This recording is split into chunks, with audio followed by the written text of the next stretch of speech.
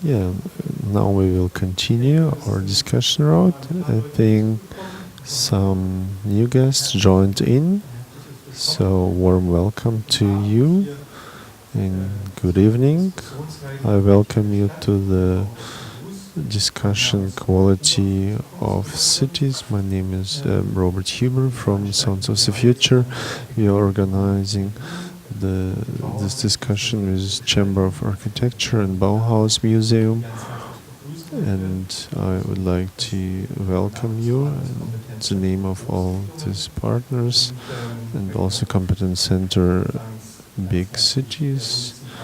And I would like to thank the German Agency for Citizenship Education, which is supporting our discussion rounds. We just recently we had an introduction, and we have talked about the topics. We have 5 dates, and today's topic is reserve, intellectuality, and blase attitude, which character traits support the integration. I would like to welcome you at here place, Bauhaus Museum reuse. This building was constructed here in 2015. We have planned this building. There's a special feature about that. It consists the north facade of Bauhaus are original, and this windows are facing the Bauhaus-Archiv, and they were placed in Dessau. The windows were constructed in 1976, and the 50th anniversary of Bauhaus was the occasion, and it was reconstructed again, and it was destroyed in the World War II. And back then, in 1976, we worked with this legacy, and in this year was also the start for constructing the Bauhaus Museum. And soon we will have the anniversary, not about the building in Dessau, but anniversary of the 100 when it was established, the Bauhaus movement. You see, it's a very special location, and it's a very nice location to have this discussion, because we are in the very center of the city, and we can look through the window and watch the city, all the environment of this big city, and the weather.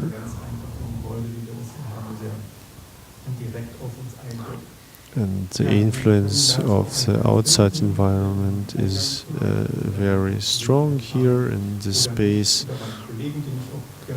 And here I would like to introduce my partner. Peter Winter will answer all the questions about this building. I would like to introduce Helena Dudova, who was also co-organizing the discussion rounds, and Maika Karpati from Chamber of the Architects, and has been working with us for 3 years on this discussion rounds. And I would like to introduce the guests, but before I would like to give the floor to Gudrun Sack, who is the chairwoman of the Chamber of Architectures of Berlin. I would like to welcome you in the name of our Chamber of Architects, and we support these discussion rounds.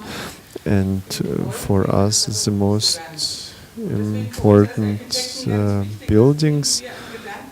And for us, it's very important which ideas, which thoughts we will take, which lessons learned we will take out of this discussion, and we can use in our work. And of course, in internet and modern technologies will change our lives. And I hope that you will answer many questions about modernity and modern cities. Yeah, and I would like to say a warm welcome to you. Now I'm asking myself, maybe I forgot something as an introduction. We have simultaneous translation if someone doesn't want to listen in German to follow our discussion. You can have headphones at the entrance. It's also a short and a small experiment for us. So we open the round also for non-German speaking guests. Maybe we will have some discussions in German. In this case, we will have translation to German as well, and I will tell you more about other discussions which will follow later on.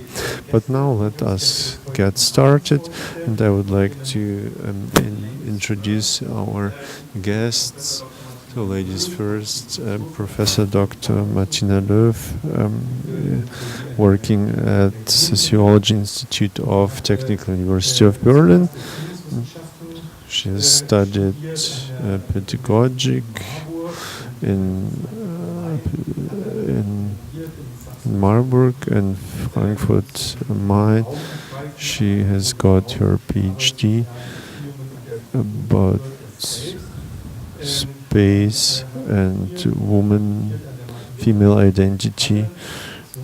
She has worked at the University of Halle about definition of culture.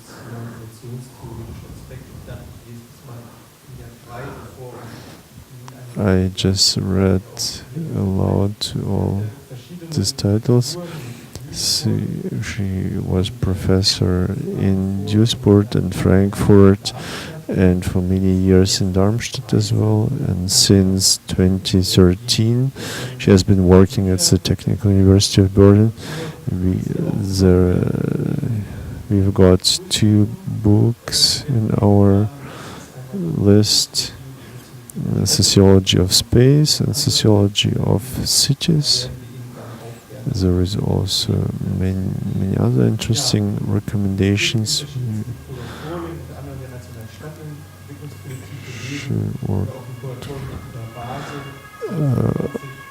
She was organizing different exhibitions and forums.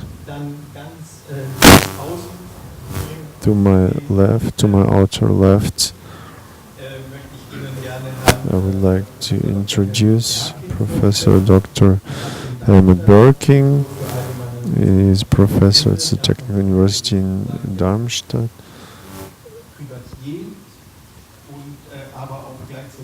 Coming from outside, so to say, but at the same time you are a permanent fellow at the Technical University of Berlin and working in the sphere of cultural sociology and globalization. But of course, your focus is broader.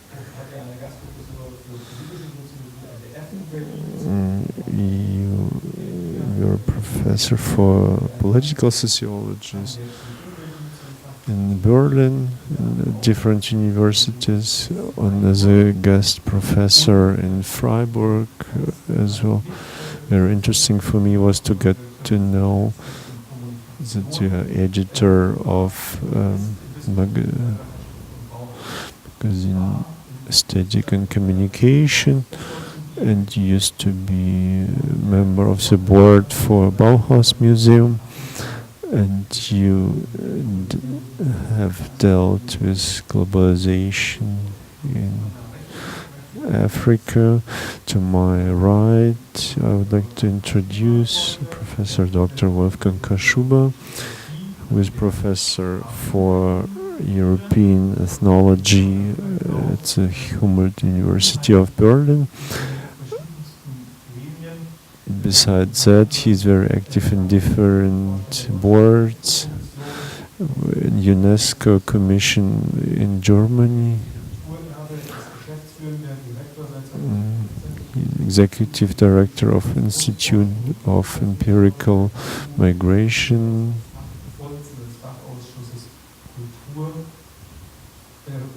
Science,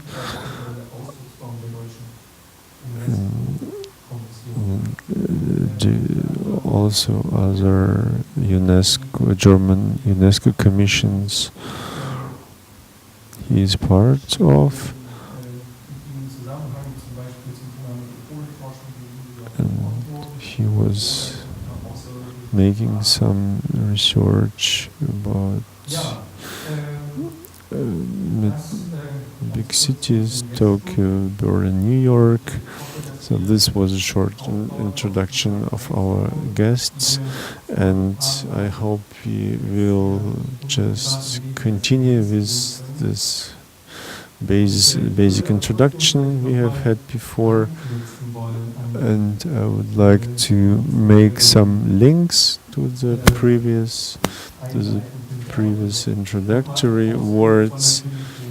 And our starting point is the title of today's discussion: Reserve Intellectuality, Blase Attitude, which character traits support in integration. And I would like just to ask our new guests on the podium, how relevant are these categories: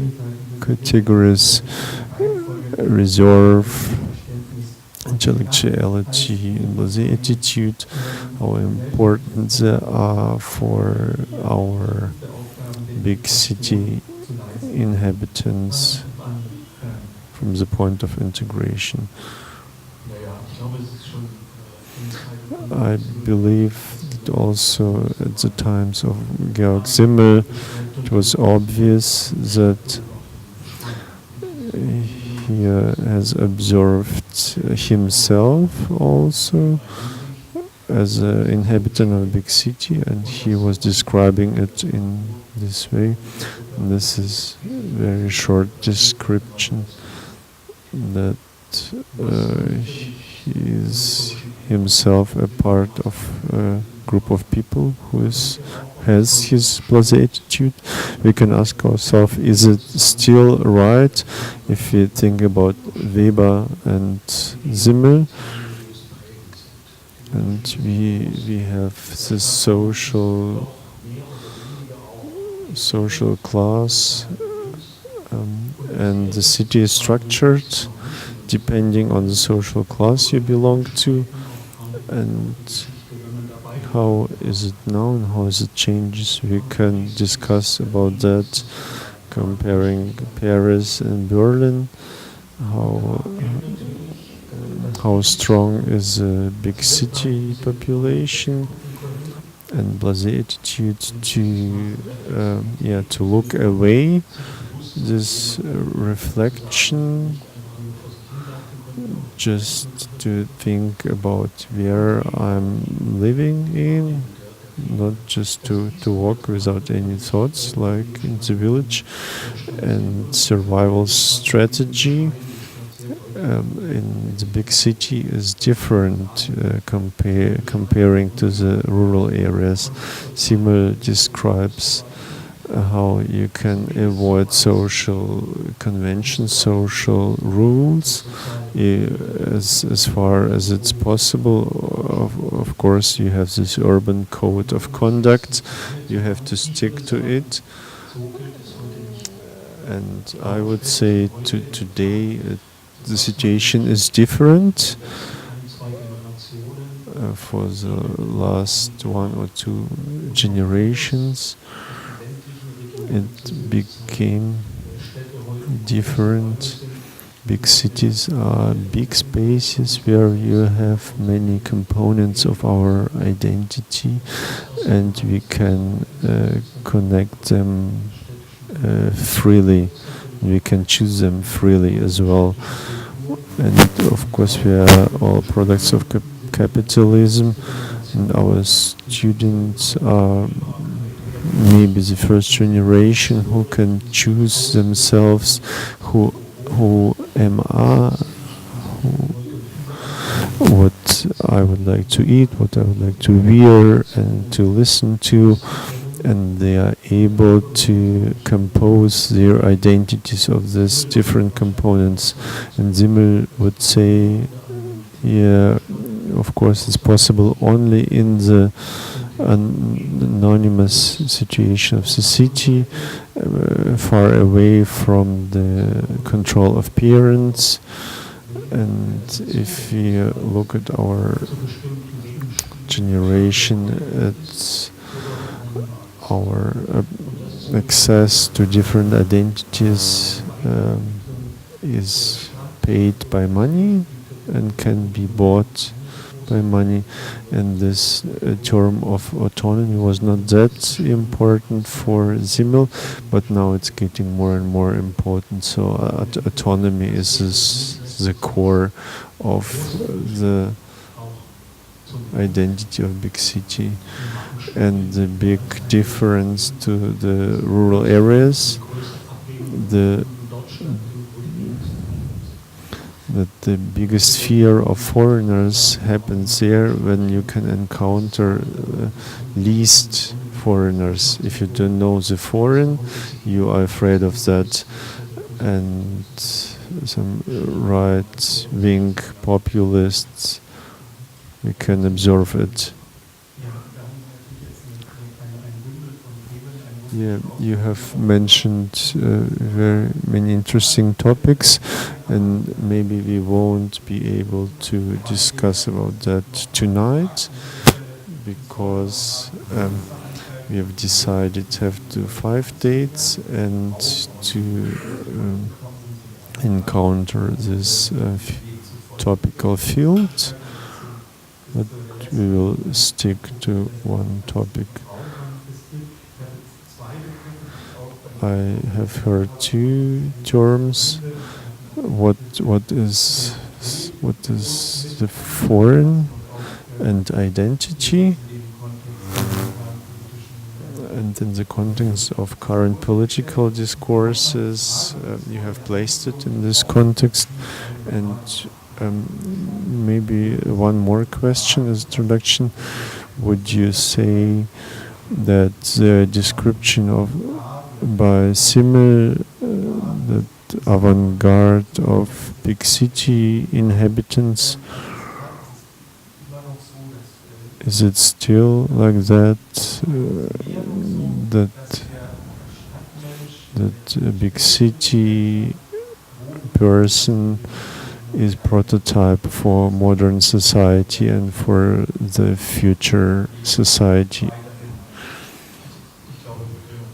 I believe that on one side we can say the city communities are getting bigger, and on the different side we see that this prototype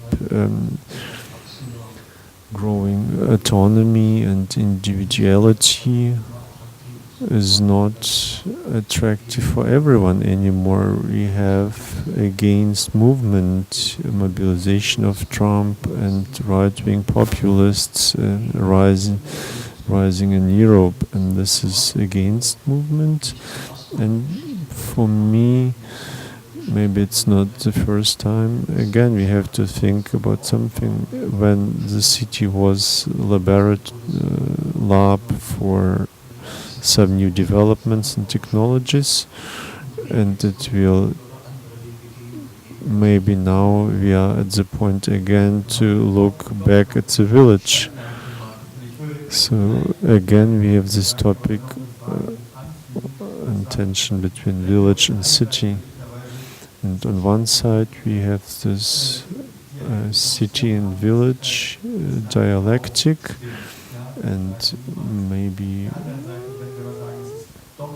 it's time for the village again. On the other side, we say, okay, the big city is the avant-garde of the society, and these features we will develop further. Maybe to talk more about this blase attitude.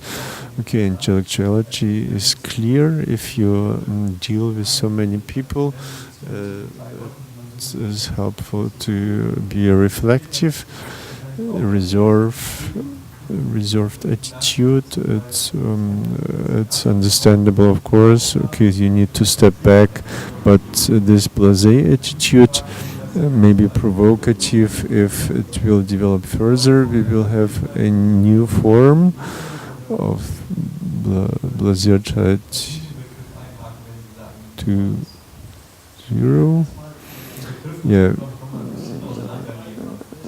First of all, 10,000 of years, looking back to the history of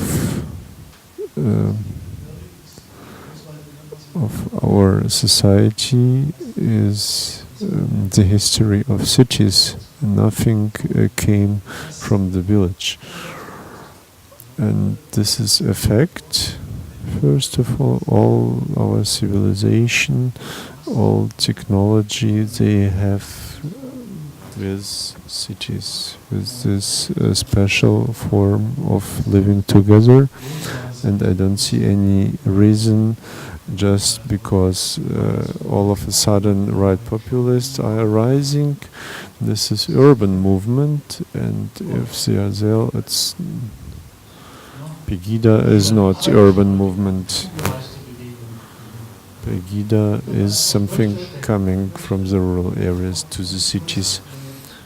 And again, before talking about blase attitude, I would like to support Simmel after these comments of Professor Kashuba. He has good arguments for this structural style of life. And of course, if we will compare the beginning of 20th century to today, it's different.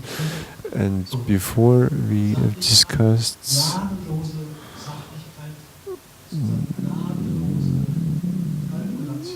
this calculated approach and reserve, when we talk about our mental structures and money's economy, he says that money produces a specific form of this abstract intellectuality, because money is the biggest. It destroys equality and makes us to quality. So everything which is unique and personal is makes equal to some amount of money, and he uses the same argument for intellectuality, that logic is money of the spirit. Here as well, the quality is transferred to quantity, and Simmel takes it as a basic element for this new style of life. Of course, it has changed a lot, but for Simmel, it was like personalized freedom. And when we use the structural arguments, it should be on a different level. But I don't believe that, we still have capitalism, we have this intellectual attitudes about the world.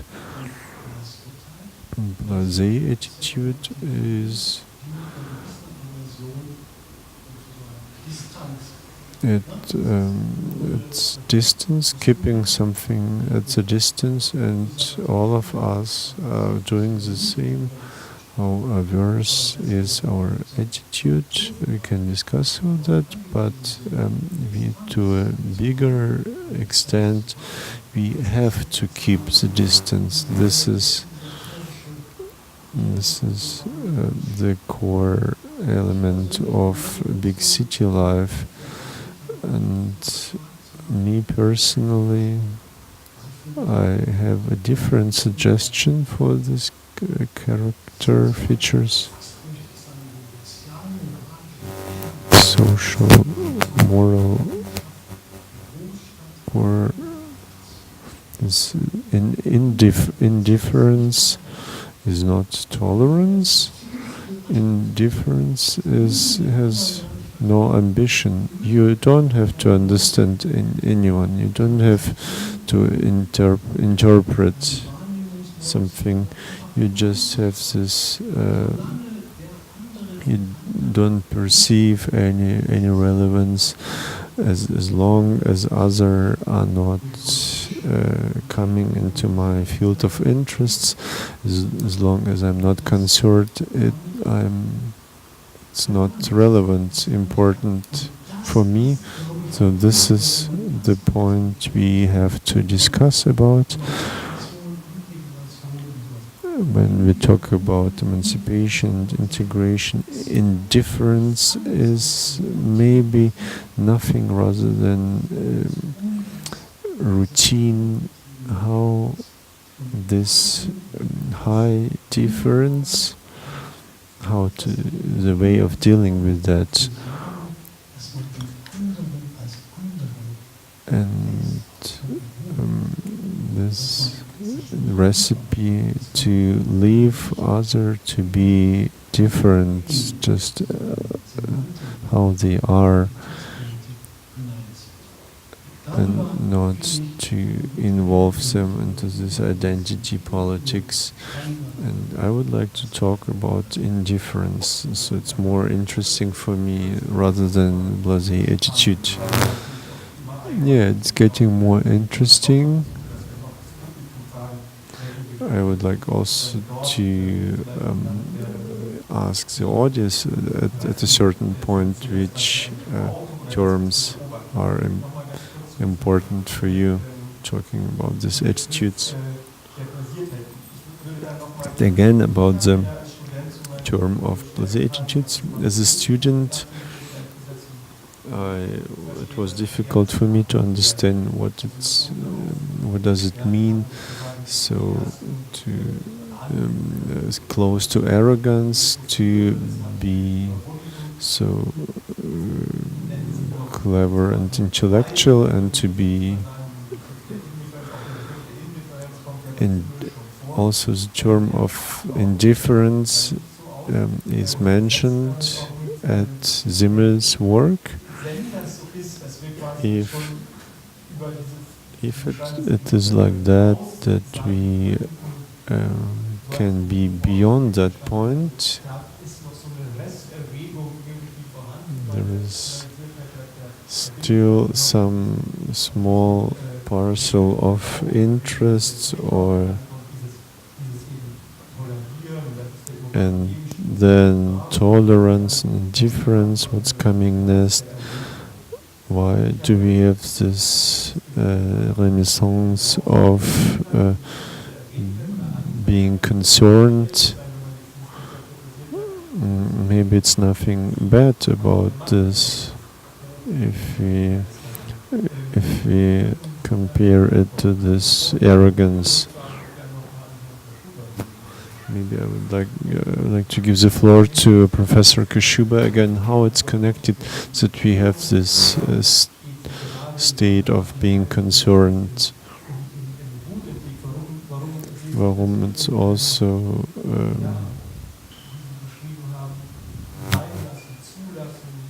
why is it not possible just to make things happen?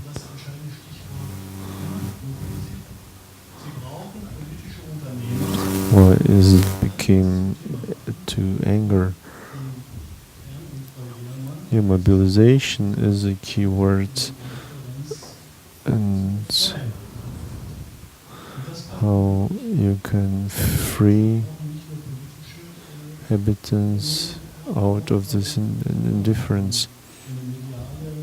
And you need some media structures, the context where some topics arise. It's nothing ideological.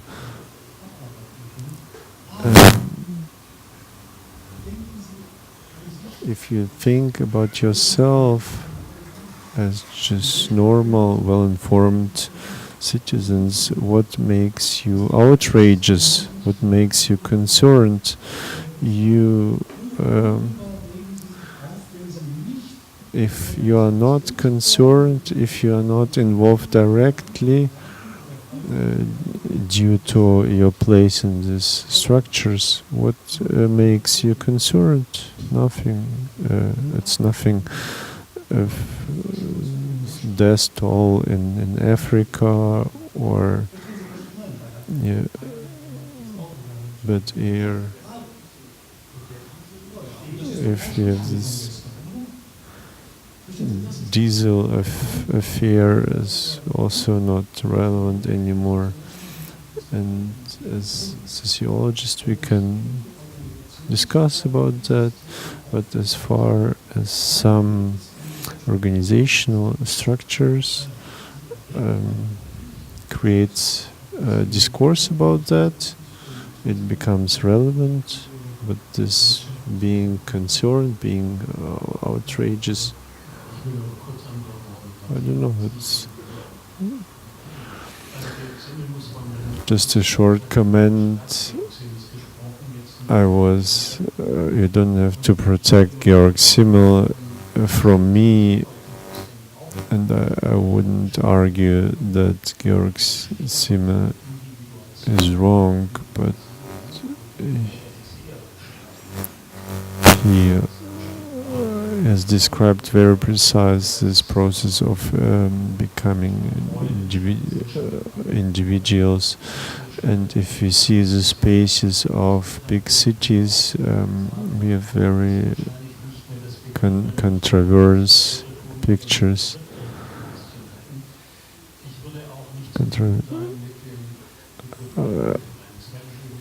The term of indifference is not the right one for me as well. And Marx has called it dialectics, and this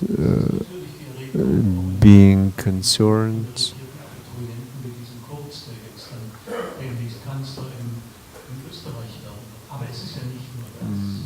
And you have this example of Austria, but the vegans, communities of vegans are also concerned. We have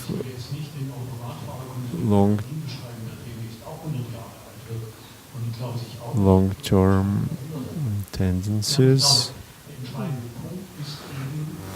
And the main point, and I think it's not only positive in comparison to Simmel's vision, this possibility to pay your identity, these combinations to our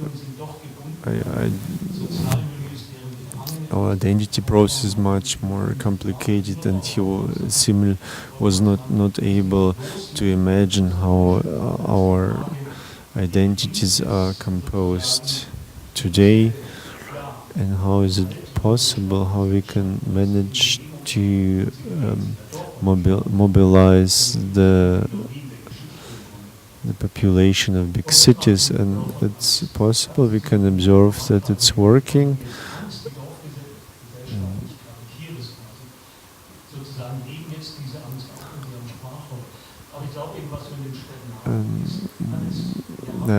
And I think now we have in big cities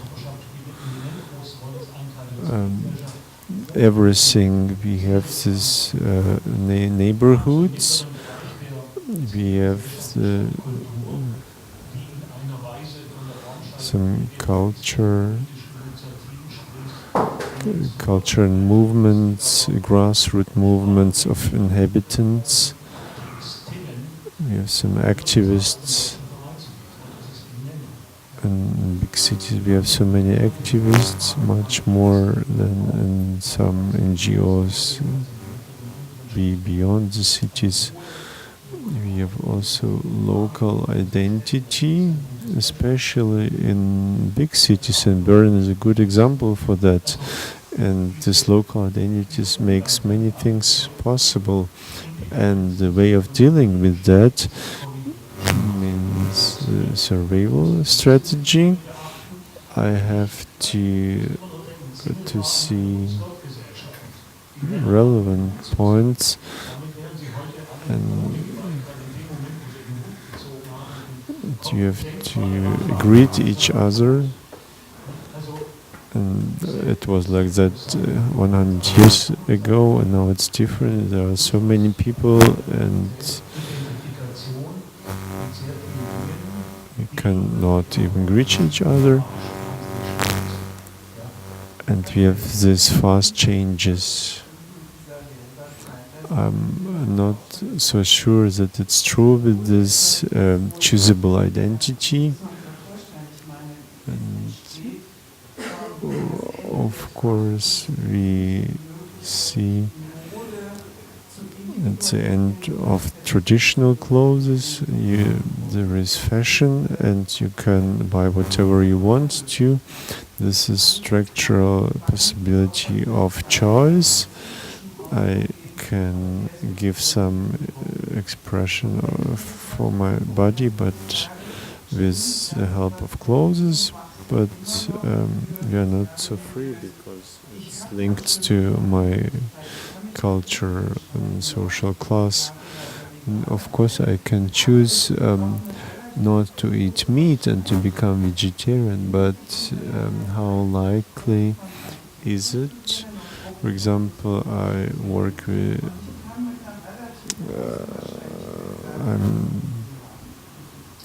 I know architecture students and sociology students.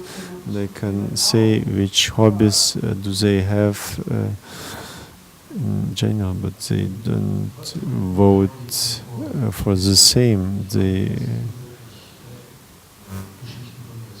I would say this is really a story of yesterday. It's not relevant. Maybe the society in the 80s and 90s would be like that, but today we have very big heterogeneity, and many people live in new bubbles, and I would be sure if we will just walk around in the city and we will meet very strange people which we don't know and which we can attach to a certain communities.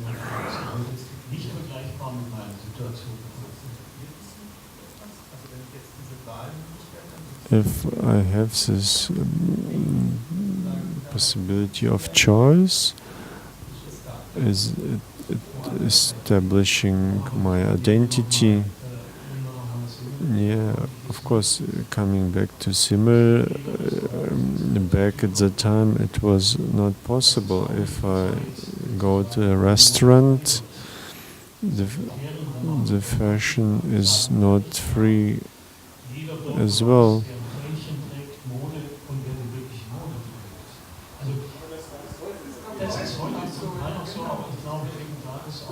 Today we have still the same, that the fashion is linked to social structures. I believe internet playing a bigger role for this, and our lifestyle is influenced by the internet, and it's all accessible Also, just a short comment on this, how you would explain the segregation, this high level of segregation in the cities of USA. It seems to be spatially distinguished, and there is this clear place and space for white and colored people. How is it possible that you would be able to have this heterogeneity, but still you have this segregation? Of course, economy, we have it. Paris and Moscow, they have inner city who just office buildings and no one is living there. This is an issue of economy, but still the big cities stay the hubs and zones of contact for different movements, and cities are able to develop further when people encounter each other in the public space, and if they are not left alone with the internet. And in America sometimes it's segregated too much, and local media, if you see which local media you have in some American cities,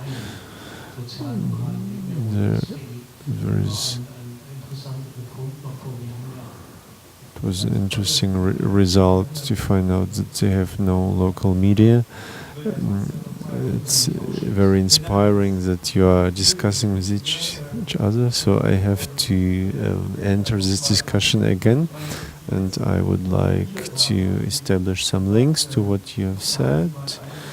I would like to invite you to have a walk around the city, and the first reflex is connected to the space and to see this diversity in the city.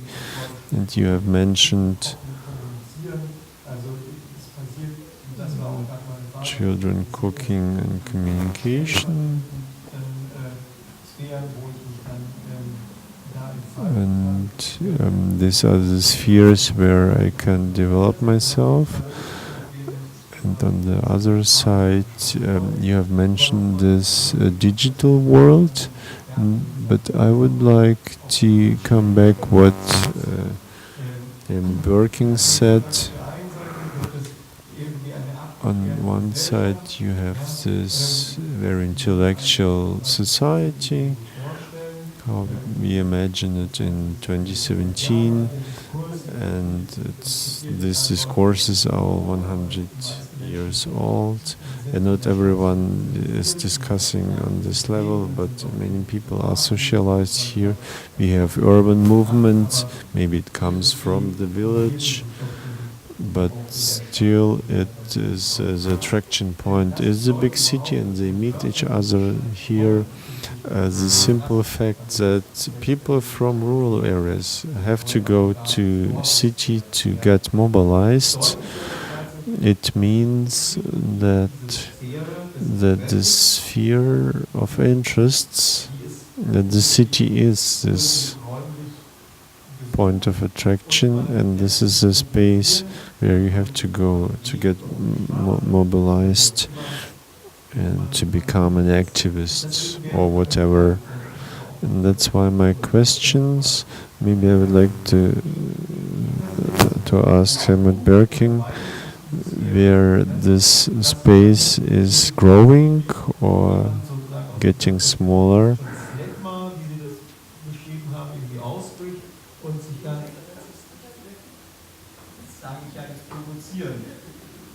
Yeah, this is a provocation from my side.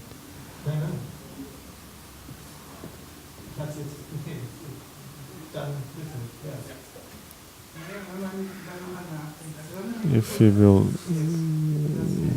will accept the result that people in the city or in the modern society, urban society, that people are indifferent, it would mean that people are not getting involved so fast, and they have this feature to let people to be like they are, but we need this community which will integrate others, the foreigners. This is a big chance to let people be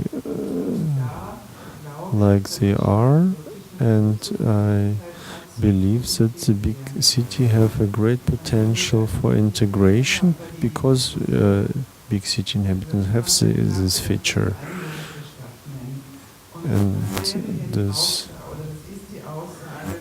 logic of the city, what you have said, Mr. Birking, then we have this one system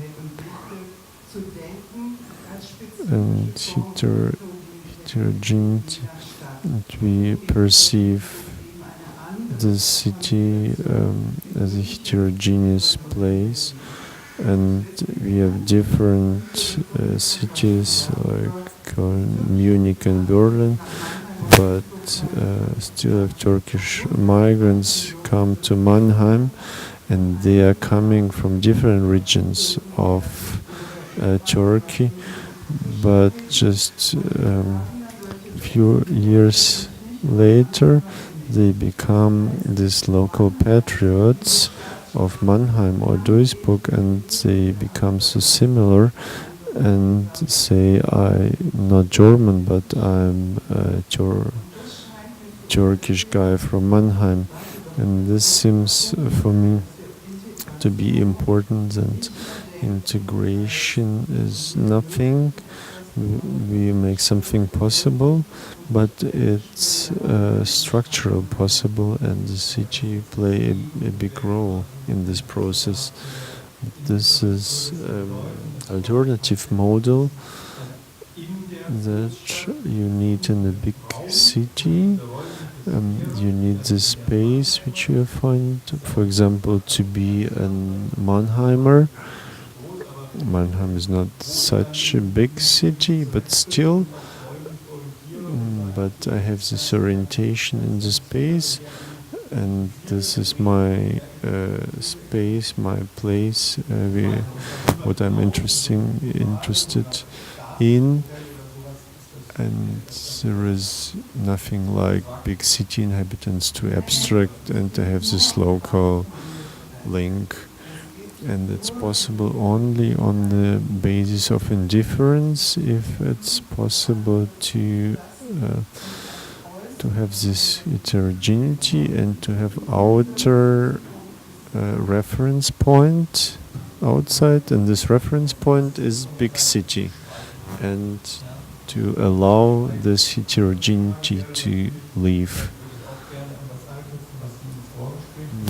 I would like to connect to what you said before, and it needs some certain qualities to allow this heterogeneity and to share these interests in order to have this common identity of Mannheimer. How we can support this identity or create to build this identity. At the beginning you said sociologists have difficulties with the term of quality, but architecture makes it to the most important point for them. And to present a clear opinion, is it the difficulties we have? And well, my question is, why do you say sociologists have difficulties with equality? and they are fleeing. And if I would like to create something, I need this, and is it possible? Quality is very normative notion, and for sociology it's difficult. It's something you would like to avoid, but for architectures, of course, it's lies in the nature of this subject that you need quality. But we have no debate in sociology at what time we are describing some qualities of cities, that you need different constellations of heterogeneity,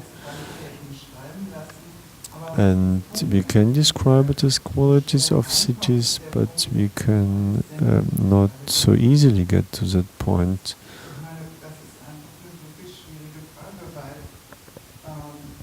Because a really hard, tricky question is what is good about cities, and the conflict is if architectures meet sociologists, and I look at a model, and architecture asks me as sociologist, when is it a good social quality? And I think maybe if you have some relationship inside, if the difference is possible, but this is not the language of architectures. And sociology is empirical science. It's not describing a lot, but this notion of quality, I would like to search for that again at Simmel's work. He describes the city with different impressions, with overwhelming impressions, and he writes that the quality is established, is transferred to quantity and to style of life, and this space, the inner life, is this wider dimension of international cultural, this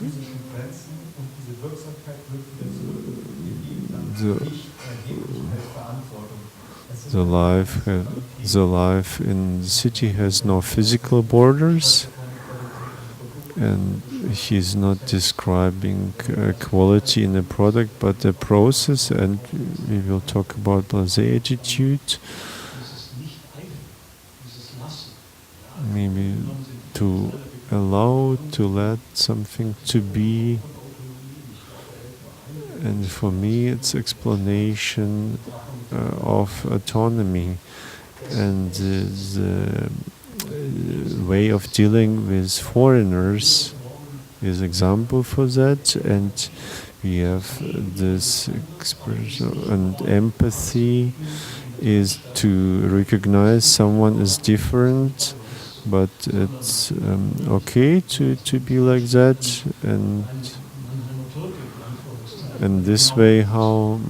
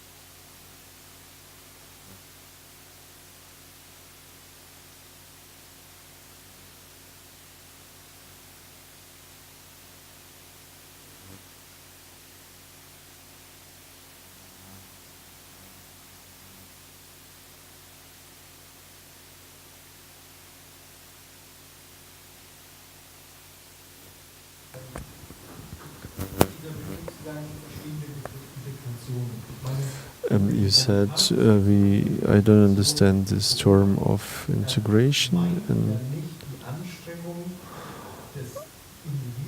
the effort. It's not about efforts that everyone has to be integrated in new situations, in new contexts, and you need to catch up with new reality and with new life. For example, commuter moving between village and city in his working place, he has this changing impressions, and he has to constantly to get integrated into new situations. And but it's not what we are talking about. It becomes relevant when we deal with this fear of state of being afraid of something foreign, when we are afraid that something is not able to get integrated for whatever reasons, and this becomes a strong term and substitute more or less this fear of foreigners. Tillich said last week, he said we in Saxonia we won't have any Muslim parallel community, and there are so many in Saxony, and it's political populism, and if we will analyze integration law in Bavaria, it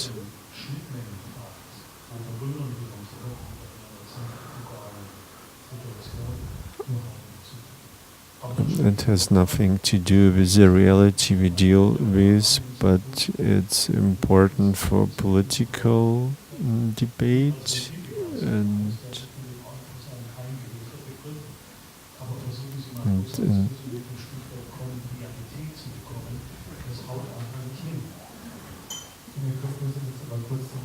you have to explain the term you just used. We live in a situation that migration, we didn't want to have migration in Germany, that's why we don't have research on migration. This is why we have so many difficulties with that, and now we have a new situation, and now we are trying to construct this term of integration and to give the new meaning for that embedded into societal process.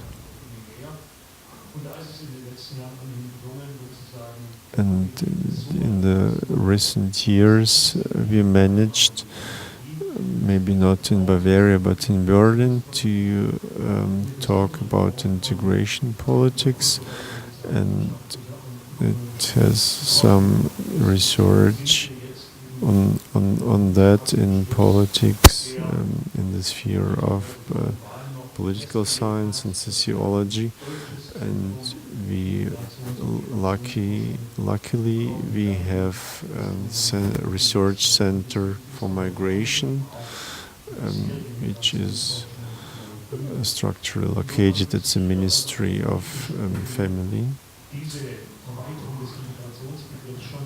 So the notion of integration is getting broader, and this is a big success already. It's very interesting for me that in societies have different possibilities, offer different possibilities for newcomers to become like you are. For example, if you move to Japan, or someone of us would move to China, how good can we imagine that our children would become Japanese or Chinese? And for Germany is the same, because we have this idea foreigners can't become German if you're. And it's even stronger in Japan or China. If you look different, you can't become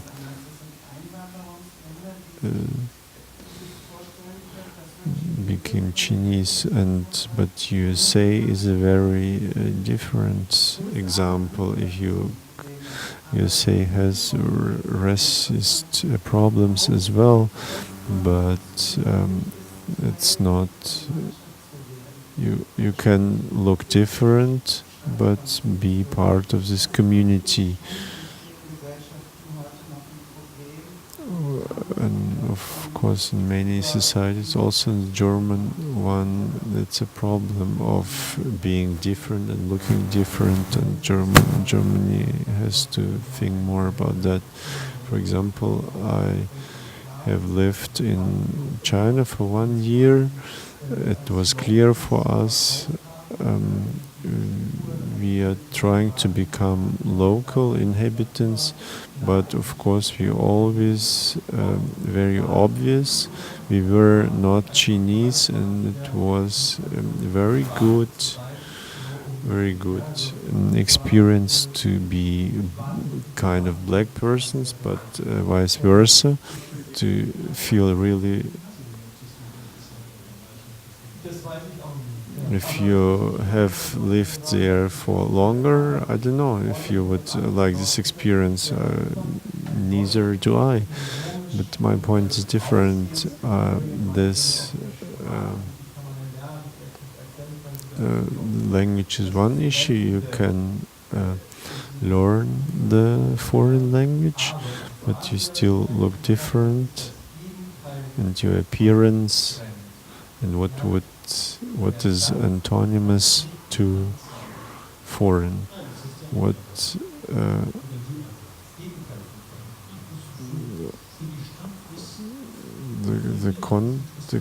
on the contrary, otherness and foreign. The conflict which I observe, I have others.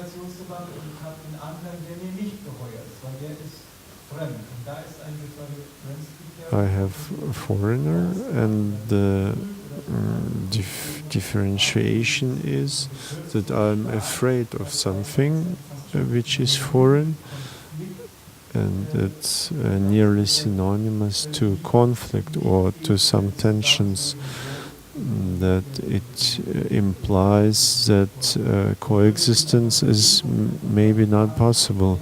And so I would like to ask if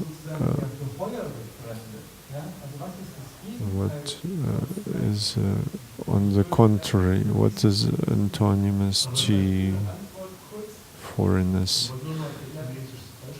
Just to come back to this example of China, from time to time I'm in China, and we underestimate that being different in the Chinese society. This is migration society, and for them it's a very different, it's Eurocentristic view on that. Of course I don't know the details, but my Chinese friends can say for sure which province do they come from, and this is huge territories as countries in Europe, and of course, for USA and Europe has the history is very different. Being foreign in Bavaria, in a rural area, it's something else rather than to being foreign in the capital.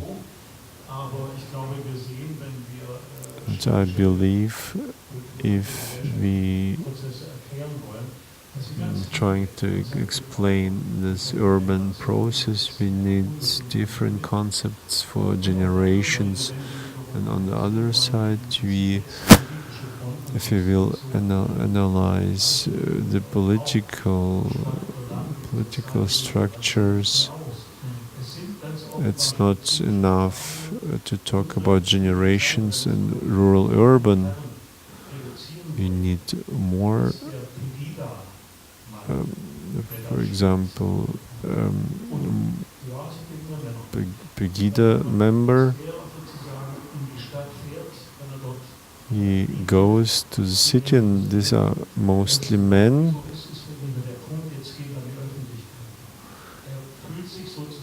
He feels that he is right, and he goes to the city to get more publicity, and his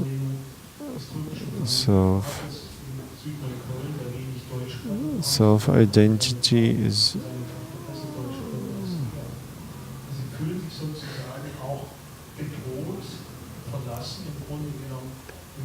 this anger and these fears are actually the same which are common with Turkish migrants who have some existential fears, and they have made similar experience with societal process that they can't control and can't influence them, and it makes them afraid,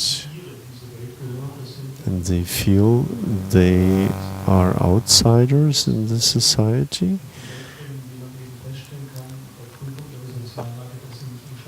And they are trying to speak up. It's all correct what you said, and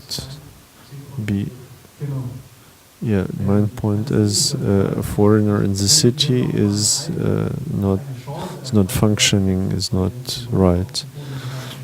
I would like to invite to use this chance to talk with sociologists on the podium and to ask again. Maybe I would invite audience to make some comments or to call some terms. How would you like in the big city with all in mind what we have discussed about? What would be a contrary term for foreigners? Does anyone have any?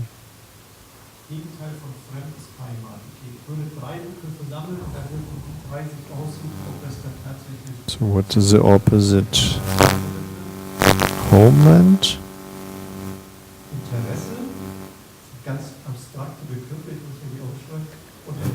Interest?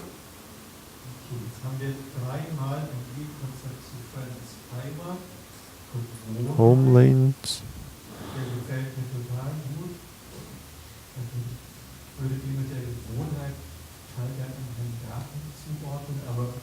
Habit?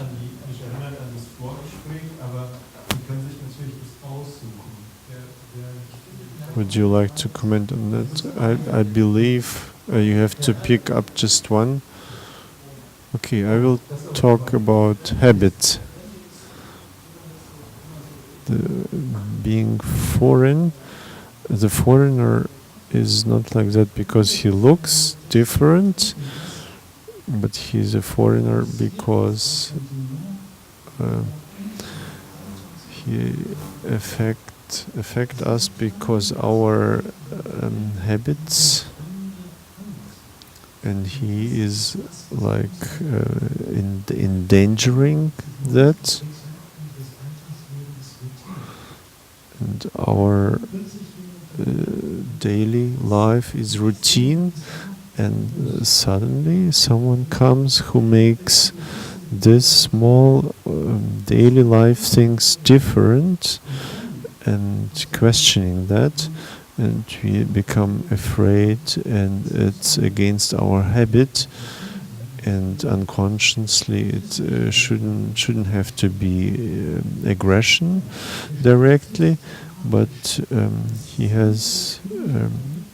questions systematically our routine habits, and he shows these small things you can do in different way.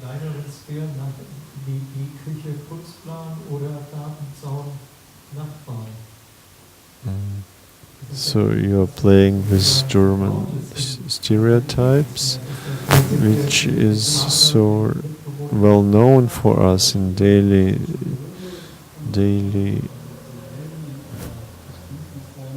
life.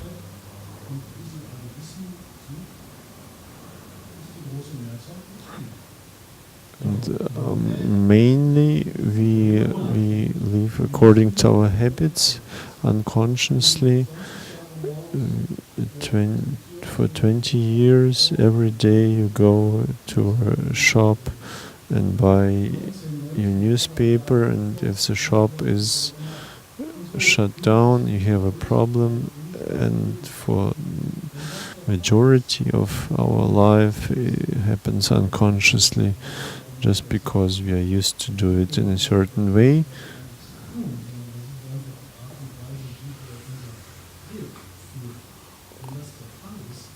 And this is just like we live our lives.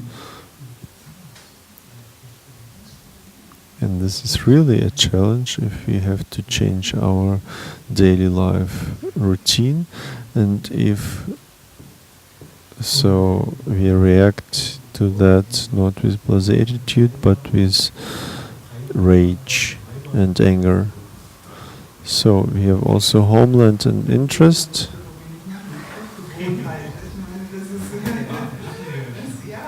It's impossible for me as a sociologist. Of course, I would like to pick up the habit. The interesting for me is talking about foreigners.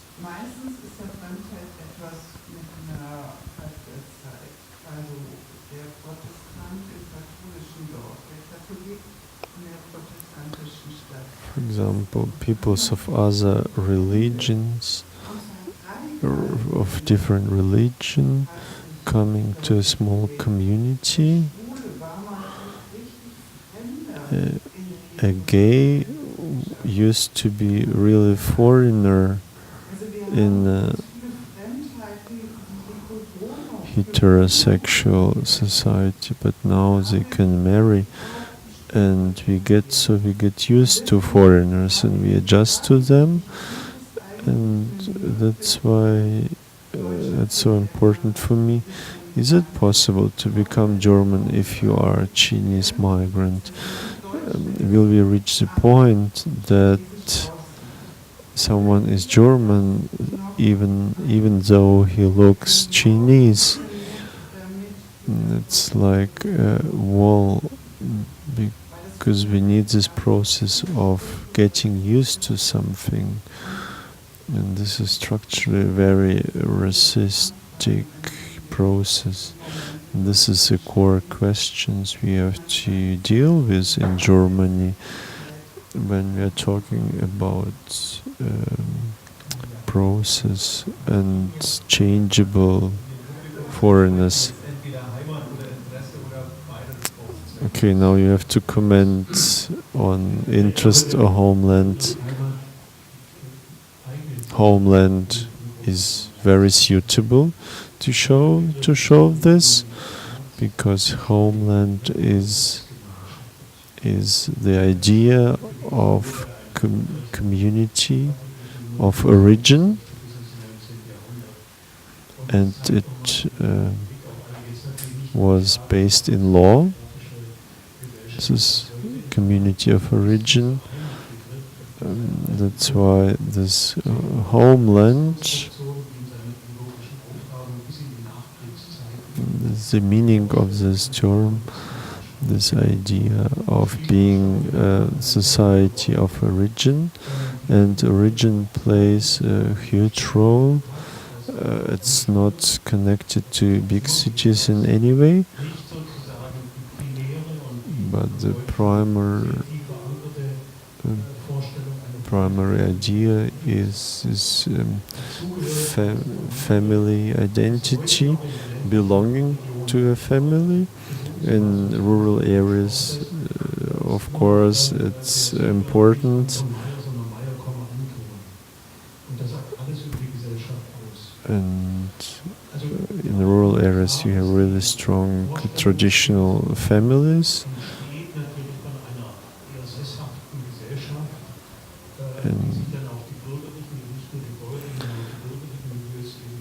and there's communities of farmers are reflected in these structures.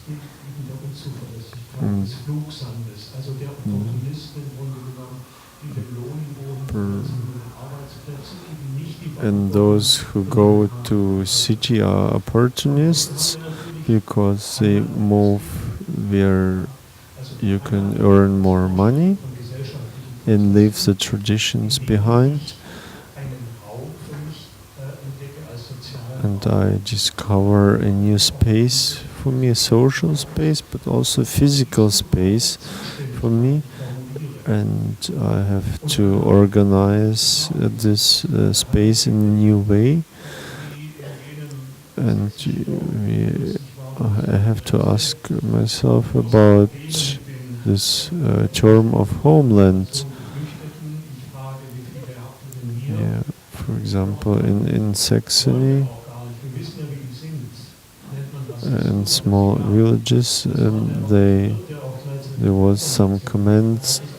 We don't want to have any migrants, any foreigners, because we know how they are. And they say we would like to preserve our homeland exactly like it is, and we have a very different picture in Köln, the melting pot.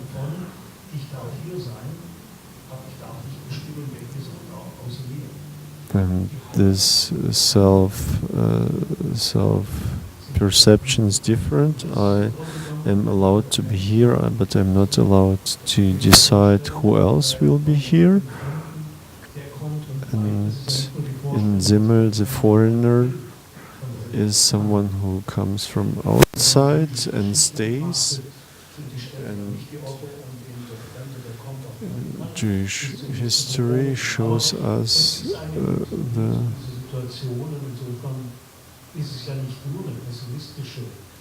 not on a pessimistic attitude. If we see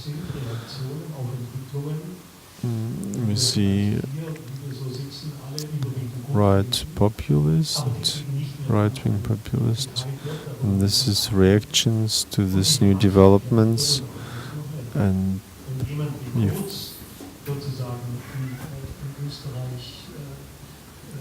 Kurz in Austria is able to become chancellor, and it's not much worse than Trump in the USA. Thank you. And in Austria, homeland is always in the foreground. Now interest is left over, and I think maybe we commented just with one sentence. It would be very good if to being interested in different person would be the opposite of the foreigner. I see that the time is 8:40 p.m. and how time flies. Now we have reached the point that some people become tired. I still see interest in your eyes. So we had some ideas. If you have suggestions for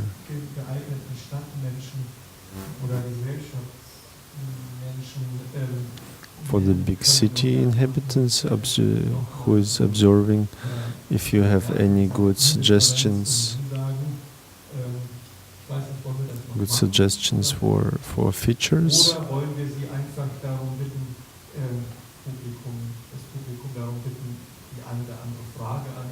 or we can just give the floor to the audience so you can ask some questions and then we will collect them and answer.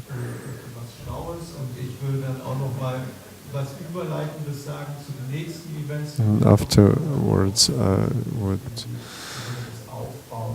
say some sentences about our next discussion rounds. So I will give floor to you for your questions. Otherwise we have to make our funny game with new suggestions.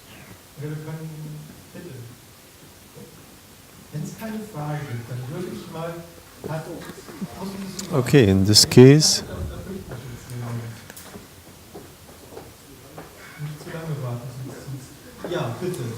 oh no, we have a question.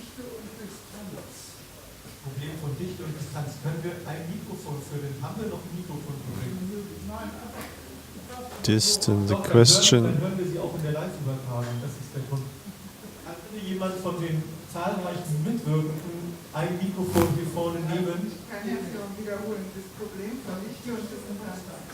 The problem of high concentration and distance.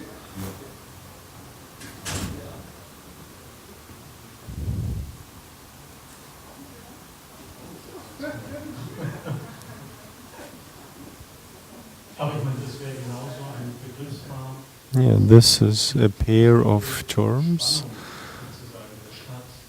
which show important tensions in the history of city. And how reality is reflected in the work of these authors. For example, my blase attitude. If I'm a soldier and if I'm not aware what's happening around me,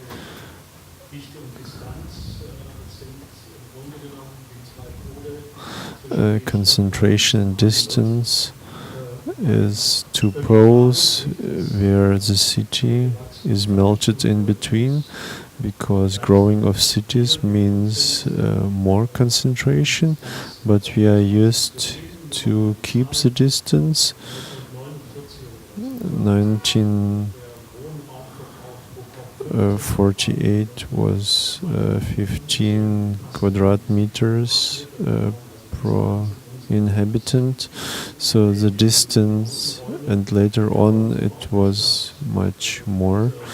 So we need the distance, and this negotiation process is a central topic.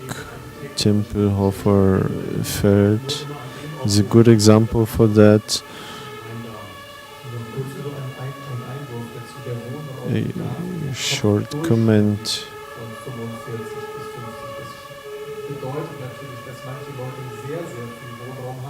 It means statistic mean the majority have very small space around them, and some people have a very big amount of space. Again, just one example from my small town. We had a pretty situation, and no one can remember it maybe. burden rented apartment. This problem was not existing because it was all mixed in this apartment for renting. What happened?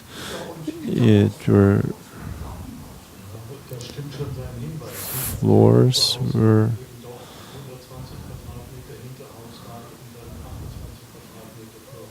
and they were different conditions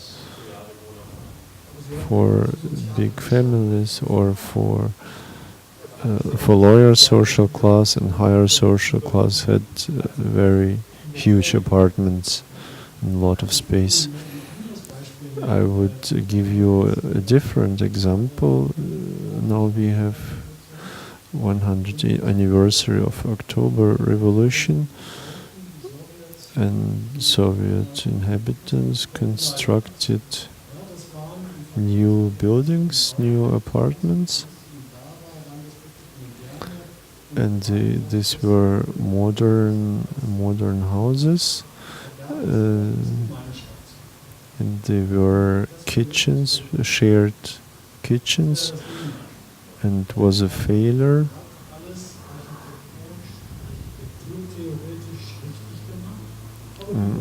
In the architectural sense, it was all correct, but people need this distance and this concentration.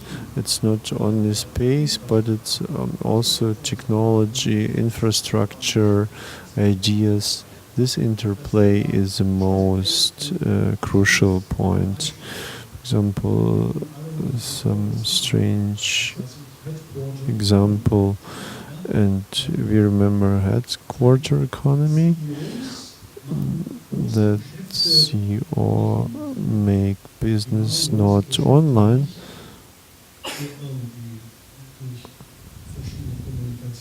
and not with communicational means of communication, but they make negotiation in personal talks, in personal meetings, playing golf or in the sauna or somewhere else. There are some research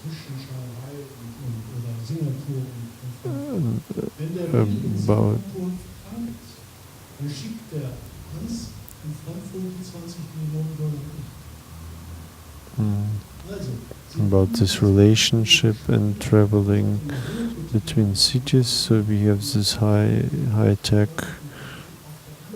and very concentrated technology, and still very personal, very social relationship between business partners. So you can't buy confidence or trust on the market. You have to establish, you have to create it. And I'm not sure that this mixture was right in your example. In a spatial sense, if you don't encounter you in this district, in the same district, what you said, it's very interesting. If we have this very spaces, the digital world, new ways of communication.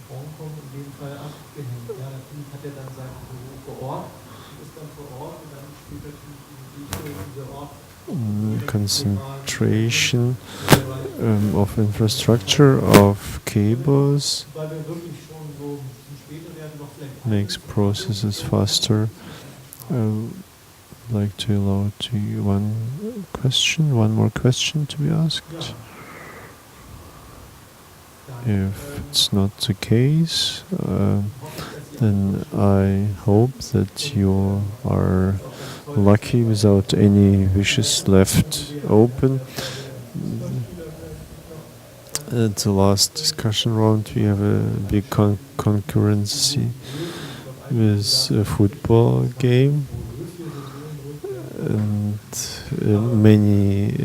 many guests were thinking about football issues, but even back then we were able to deal with it.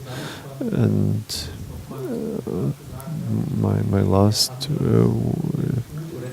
at the closing part, I would like to make a short statement. Being foreigner is to do something in a different way, and we feel it latest when we move in together with our girlfriend, and we know how many conflicts can arise out of the daily life. And because so my conceptual comment would be the citation about the foreign performativity of cities is a concept that I can do something either way, and I can influence myself and my identity, and I always live in the interplay between foreign and my habits and my choice. And I would like to invite you to our next discussion round, and we will talk about societies and societal processes. Is it integrative process? We will start from the functional level and inclusion. We have invited designated guests, and we will deal with the term of performativity again. And at the third discussion round, we will talk again about performativity in this whole discourse. And we will see, compare different points of view on the big city. So also we have two more dates you can read in our schedule, in our flyers on the internet. Also on the internet you can go to the site of a Bauhaus museum, and also we are on Facebook where our events are presented. So now I would like to give your chances to make your final statement. We will just start from the right. Yeah, thank you very much for an invitation to this discussion. It was very nice to chat with you, and we can continue later on with wine. I wish you a very nice evening.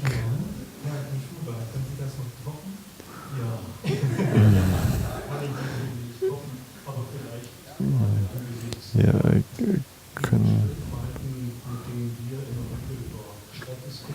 We have discussed about cities, and I believe some critical points, and we can be skeptical about that, but the possibilities and the development of cities are so impressive, and all the range of possibilities which the cities offer for us. It's dramatic changes, and I just would like to make a comment that European and German cities have have huge tasks to deal with, because there are new migrants coming to us, and because we have still these capacities to absorb new migrants, which is not possible in other regions of the world. Because we have started with Simmels, I would like to make a citation by Simmel again as a closing part. This is a function of big cities to allow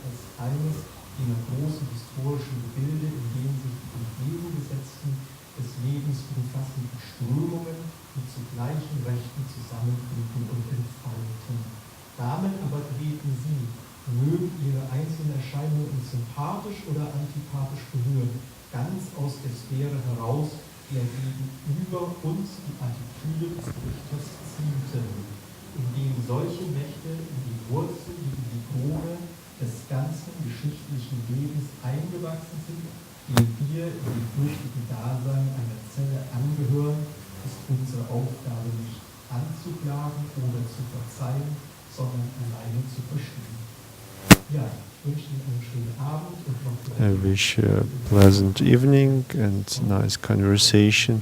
Thank you a lot for coming, and see you next time.